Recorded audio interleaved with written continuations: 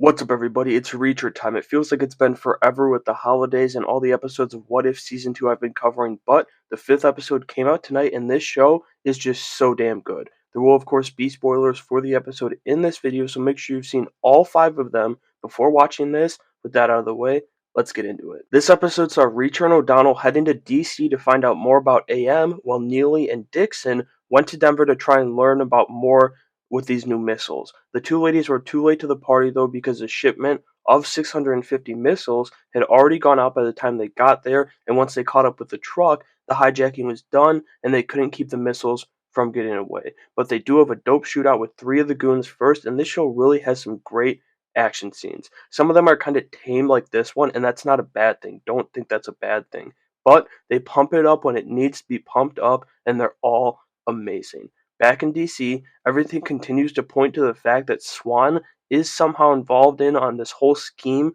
which is hard for Reacher to accept because he's the one who recruited him, but we find out it's deeper than that as Swan took a bullet for Reacher back in their army days when they were undercover. I thought it was both a perfect time to reveal this little detail and another great flashback that was placed in a good spot in the show and was the perfect length. In the present, the congressman whose assistant was the victim of Reacher's tomfoolery last week, comes to Reacher with the deal as he admits he's a vicious politician but pleads he's not a bad guy. And Reacher has a hilarious line about laughing about a congressman getting anything done.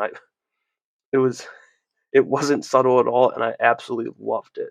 After all that, the crew regroups in New York for Fran's funeral, where Russo has a fun little line too. Well, it's not super important to the story or anything, but it's a fun little line for me about him having an Aquaman action figure as a kid, and obviously Alan Ritchson was Aquaman on the Smallville show. But the more important thing that happens at the funeral is the crew is targeted by snipers during the salute. Reacher chases the one left alive. Neely killed the other one.